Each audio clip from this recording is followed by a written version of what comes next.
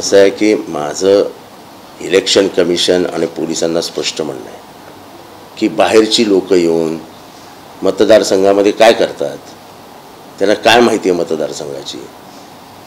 माझ्या इथे डोंगर आहेत, अंधाऱ्या गल्ल्या आहेत. उद्या आतमध्ये एखादा अनोळखी माणूस घुसला आणि चोर म्हणून त्याला लोकांनी चोपला आणि तो मेला तर मग काय करायचं.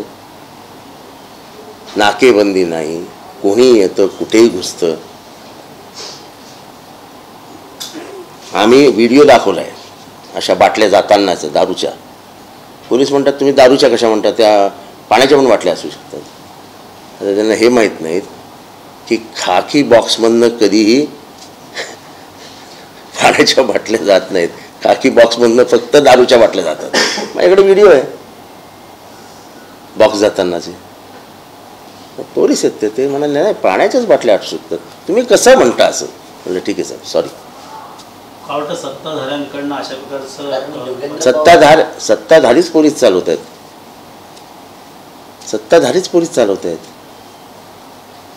पाहिजे त्याला दम, पाहिजे त्याला त्रास. तर पोलिसांनी पोलीस गणवेश सोडून देऊन आता पक्षाचा गणवेश घालावा.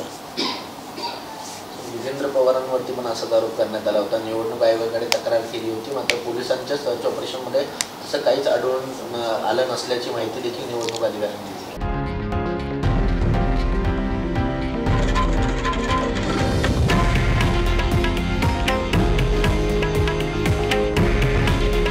हे आहे देशातील नंबर 1 न्यूज नेटवर्क आणि आपण पाहत आहात TV9 मराठी.